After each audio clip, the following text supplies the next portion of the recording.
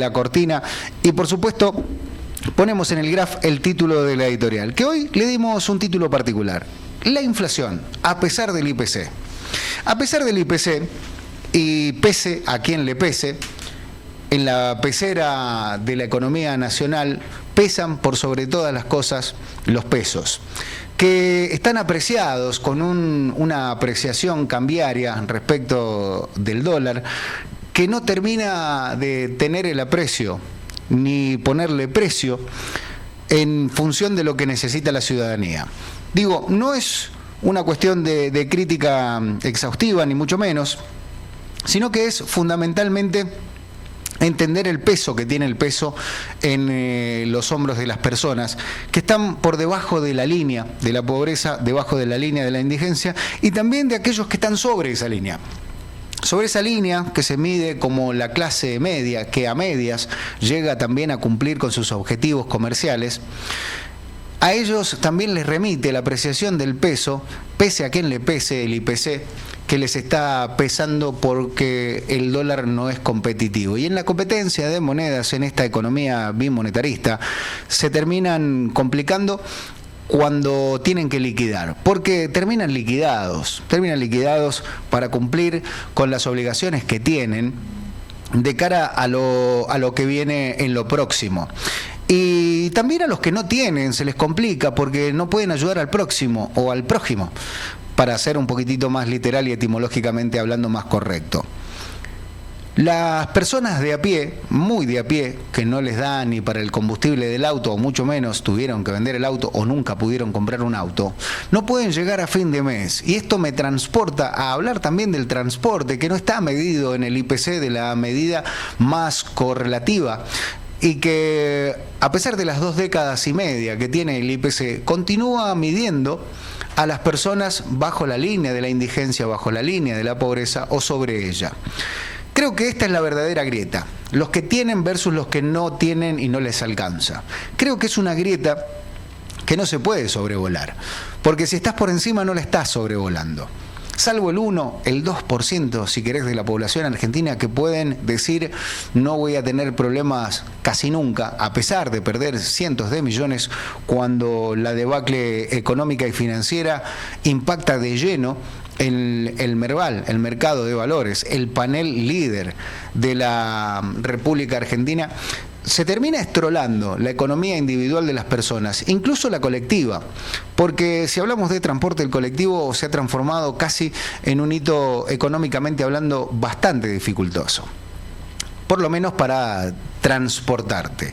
Digo colectivo porque es el medio de transporte que es más universal, más colectivo en la República Argentina, porque los trenes andan sobre rieles, pero solo en ciertos sectores de la República Argentina, a pesar del sueño de varios presidentes que fue de volver a traer como medida de transporte al tren en toda la República Argentina, porque todos los países desarrollados tienen el tren como una fuente de transporte realmente atractiva y económica para las cargas y para las personas, para el capital de trabajo, para el capital humano, pero también para el capital.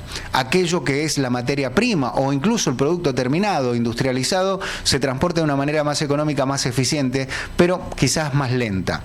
Y lento estamos en devolver o recuperar aquellos derechos que en otrora tuvimos la oportunidad de contener, de manejar, de sostener, y empiezan otra vez a ponerse en propiedades privadas, que seguramente no les van a dar las rentabilidades que quisiesen, porque es menester del Estado suplir las necesidades y suplir las necesidades y los derechos que tiene la ciudadanía en materia de transporte, en materia de seguridad, en materia de educación, en materia habitacional. Y algunos dirán, pará, ¿por qué el Estado tiene que darle casa a alguien que trabaja?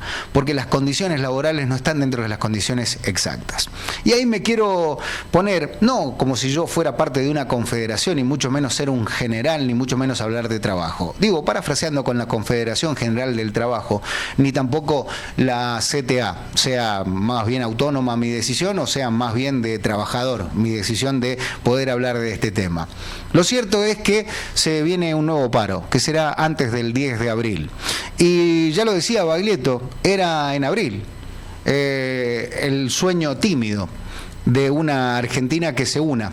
La Confederación General del Trabajo dijo que no va a participar el próximo miércoles de la marcha de los jubilados para no entorpecer la marcha. La CTA, autónoma y de los trabajadores, que está dividida y cada vez se une más, dijo que sí iban a acompañar. Y será el miércoles próximo quizás un nuevo miércoles caótico en las afueras del Congreso, en las afueras de la Rosada, en las afueras de la República Argentina, bien adentro, bien centralista, como el sueño de Rosas, que hoy estaría cumpliendo años.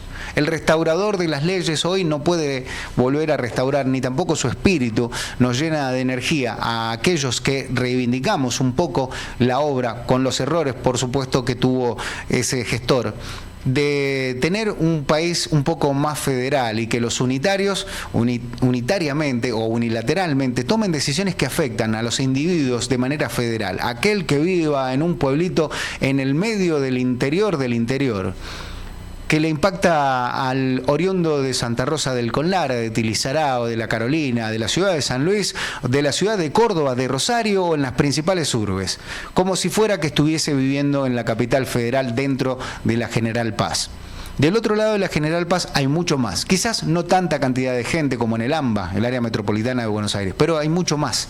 Es donde está la verdadera riqueza y es donde está el verdadero poder de las personas. Que si hablamos de poder, hay que poder decir que pese a quien le pese, el IPC mide mal. Y como nos pesa que el IPC sopese sobre nuestras habilidades individuales de poder estructurar un futuro, hoy se vive en lo inmediato, en lo efímero, tal cual una red social. Lo que se dice hoy, mañana ya no existe y a nadie le interesa. Lo propio pasa con los jubilados, que no tienen un futuro por delante tan largo como el que vos tenés. Hay que ser muy cagón para no defender a los jubilados. La CGT decide no participar de la marcha de los jubilados. No digo que sean cagones, digo que es un momento de que se despierten y me parece muy interesante que digan antes del 10 de abril vamos a hacer un paro general. Pero generalmente cuando hay un paro se movilizan las cosas, ¿no? Digo, paradójicamente cuando hay un paro se movilizan. Y se movilizan también las ideas de aquellos que creen en una desestabilización estatal, o institucional, jurídica, como la que se hace por DNU, por decreto de necesidad de urgencia. La necesidad que tenemos nos lleva por delante con la urgencia de decretar a viva voz y para que todos nos escuchen que el IPC no nos mide solamente lo que estamos viviendo hoy. Pero los jubilados quizás no tengan tantos mañanas como vos tenés por delante.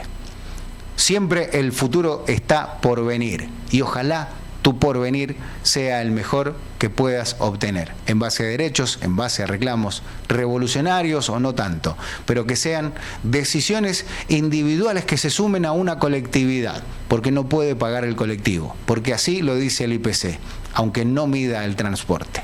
Nos transportamos a la tanda comercial y al inicio del programa. Esto es En Son de Paz. Amigos, amigas, bienvenidos. Hasta las 13 nos hacemos compañía. Qué bien me vendría un chegusán de milanesa. La cotoleta. La cotoleta. La cotoleta. La cotoleta. La cotoleta. Amor